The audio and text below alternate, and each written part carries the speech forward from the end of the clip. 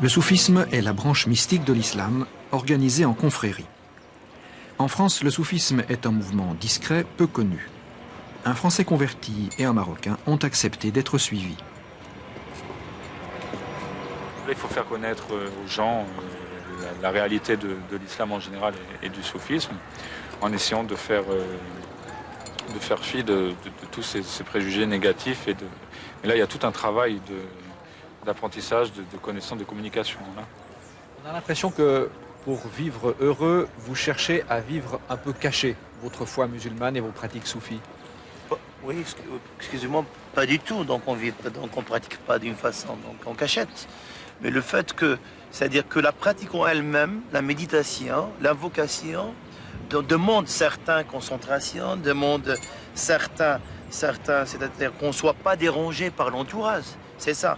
La communication, c'est une communication verticale avec Allah. C'est le roi des rois. Mounir et Xavier vivent à Paris. Ils poursuivent des études d'islamologie après avoir obtenu d'autres diplômes universitaires. Ils pratiquent la voie soufie au sein de la même confrérie. Elles se rassemblent dans des lieux privés, maisons ou appartements de banlieue. J'ai découvert le soufisme à travers une rencontre. Un ami qui est maintenant pour moi un frère, qui est dans la voie. Et là, j'ai retrouvé ce que je cherchais un petit peu de manière disséminée, un petit peu partout, ce que j'avais perçu. À la fois une spiritualité profonde et à la fois en même temps une religion, un cadre.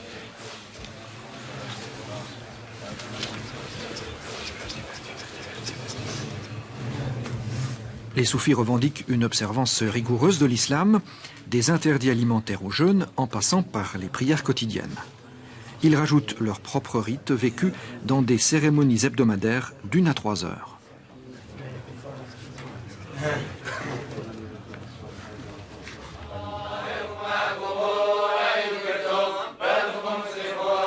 Le cœur de la cérémonie se nomme dhikr ou remémoration. C'est la particularité de la spiritualité soufie, centrée sur la répétition du nom de Dieu ou de ses attributs, un exercice dont les effets sont recherchés.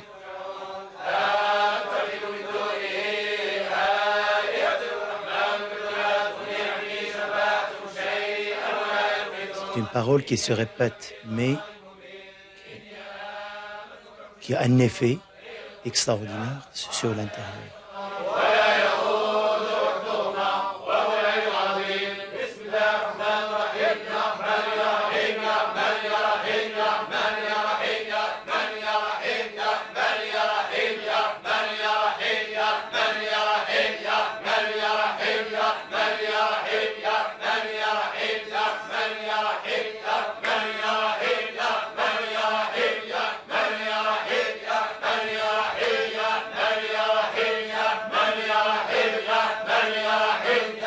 Nous rencontrons Dieu sous une forme, si vous voulez, qui est ce que l'on appelle, nous, la présence.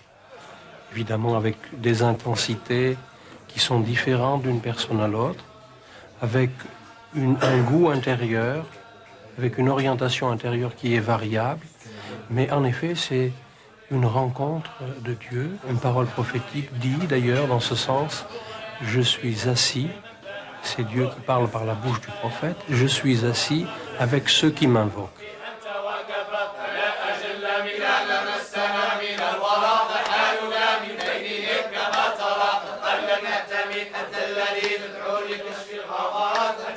Pour les soufis, cette prière d'invocation répétitive correspond à une théophanie, littéralement une manifestation sensible de Dieu.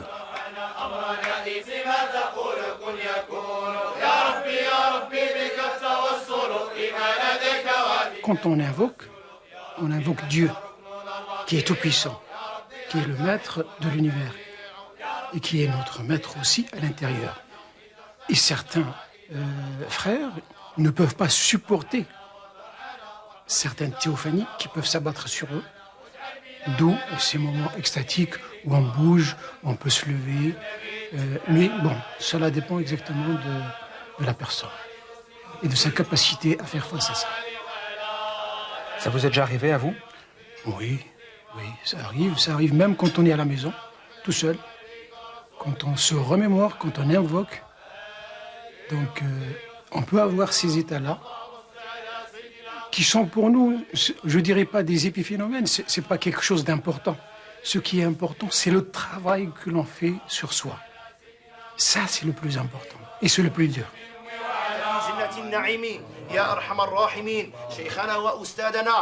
اللهم أطل عمره شيخنا وأستاذنا سيدي حمزة اللهم أطل عمره اللهم اجعله يبلغنا مبلغ الرجال اللهم اجعل صحقي en ce moment qu'Allah fasse de nous des vrais serviteurs qu'Allah subhanahu wa ta'ala nous oriente vers lui qu'Allah subhanahu wa ta'ala nous donne le bonheur de l'intérieur et de l'extérieur qu'Allah subhanahu wa ta'ala fasse de nos réunions et nos assemblées fasse de ces réunions des jardins de paradis apparaît extérieurement en effet comme plusieurs individus qui se lient entre eux, qui forment un cercle, par exemple. Mais intérieurement, et du point de vue de la haqiqa, de la vérité, il s'agit de dépasser cela et d'unir nos cœurs afin que nous devenions un seul cœur. Et un cœur qui est donc, il y a une qualité, une force, un élan bien plus grand que lorsqu'il est celui d'un seul individu. Forte, structurante, fraternelle, c'est une confrérie entre hommes.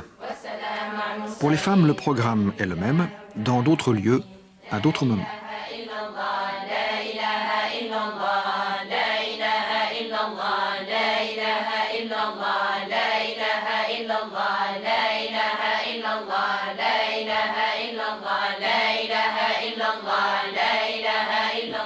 Curieusement, on ne fait rien soi-même, on laisse faire. C'est l'expression un peu galvaudée, le lâcher prise, mais c'est vraiment ça qu'on expérimente. On laisse passer. Puis il y a des moments où ça passe pas, ben voilà, ça passe pas. Et puis c'est un voyage, c'est à travers la vie, d'un bout à l'autre. Alors.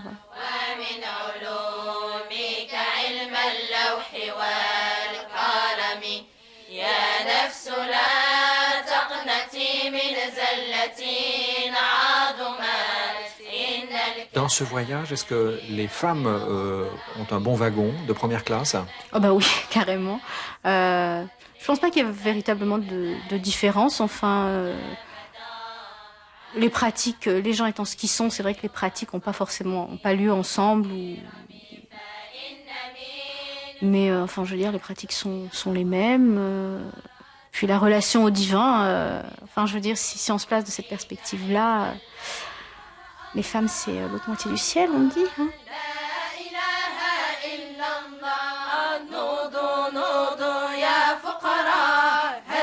Vu de l'extérieur, ça apparaît un peu clanique comme ça. C'est la fratrie. C'est très étroit, c'est très serré, c'est très fusionnel. C'est pas dangereux? Ah non, je ne pense pas. Au contraire, c'est rassurant. C'est rassurant parce que je crois que dans le monde où on vit, je crois qu'on se retrouve dans des situations où on ne peut compter que sur soi-même. On apprend même à ne compter que sur soi-même.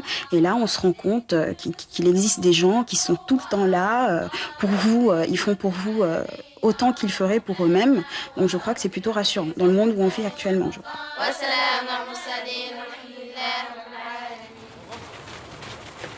En 1998, plusieurs membres de la confrérie créent le Trait d'Union, une association forte d'une petite centaine de membres visant l'intégration des jeunes Marocains en France. Les activités vont du sport à la culture, en passant par divers cours mis sur pied par Mounir, Xavier et d'autres universitaires. Venu en France il y a quelques années, Mounir El Kadiri est le petit-fils du maître de la confrérie Bouchichia. Sidi Hamza vit actuellement au Maroc. Il est le patriarche d'une famille dont la filiation spirituelle remonte au plus ancien maître soufi du IXe siècle. Cette famille a eu la capacité de réunir un certain nombre d'enseignements fondamentaux de divers courants mystiques maghrébins et de tirer de ces différents apports spirituels que l'on considère être des énergies spirituelles qui sont issues donc de ces maîtres qui sont eux-mêmes liés donc au prophète. Ils ont tiré donc cette énergie spirituelle et ont su donc la réunir dans une confrérie unique qui possède, d'après ce que disent donc les maîtres de cette confrérie, ce qu'on appelle le secret. Donc le sir, le secret, c'est-à-dire cette puissance spirituelle qui fait que le maître a la capacité de conduire ses aspirants, ses disciples, à leur but, c'est-à-dire Dieu. Actuellement, Mounir poursuit un doctorat en islamologie. J'ai fait des études de droit musulman et d'économie au Maroc. Et là, je suis à la Sorbonne pour approfondir mes connaissances et pour développer les méthodes de recherche et d'investigation. Qu'est-ce que vous aimez dans la civilisation occidentale? Dans la civilisation occidentale, donc, la liberté d'expression, le fait c'est-à-dire qu'il y a un respect de l'autre, déjà. Donc ça, c'est quelque chose qui me frappe, qui m'intéresse beaucoup. Attirés par le prestige et la réputation de la Sorbonne, Mounir et Xavier ont choisi d'y étudier le soufisme. Leur professeur est un spécialiste occidental de la mystique musulmane, pour qui le soufisme peut être une passerelle entre l'Occident chrétien et l'islam. Et concernant le support informatique, là... Je crois qu'il y a dans la mystique une dimension universelle. D'abord parce qu'elle relève de l'expérience et non pas du dogme. Et c'est sûr qu'au-delà des formulations dogmatiques, il y a des thèmes comme celui de l'amour divin, de l'anéantissement en Dieu qui se retrouvent. Il peut y avoir une certaine compréhension, une étude mutuelle.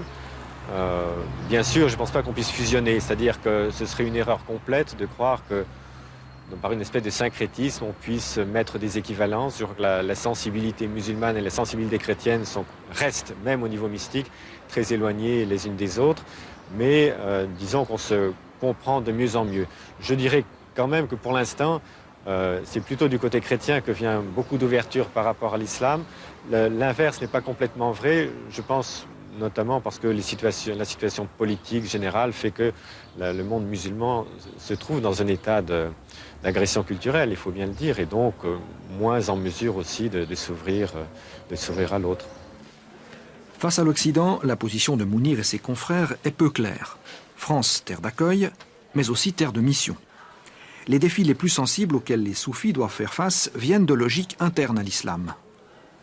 Le soufisme a beaucoup de difficultés aujourd'hui à maintenir ses positions ou à reconstruire une place autonome, reconnue dans l'islam face à, disons, une double tendance très forte dans l'islam contemporain qui est d'une part, d'un côté, donc, la tendance rationaliste européenne qui considère que la mystique en général est de la superstition. Et de l'autre côté, la tendance qu'on pourrait globalement appeler islamiste, c'est-à-dire cette tendance réformiste qui vise à utiliser l'islam pour reconstruire une société politique qui est considérée dégénérée, qui considère le soufisme, là aussi, alors non pas comme une superstition, mais plutôt comme une idolâtrie. Et donc le soufisme est pris entre ces deux feux et les gens qui rentrent dans le soufisme, en particulier les jeunes convertis, ont beaucoup de difficultés à se positionner dans cette espèce d'enclume, entre le marteau et l'enclume où ils se trouvent. La voie de l'intégration en Occident est sans doute assez étroite. Cette famille de l'islam a des atouts pour la réussir.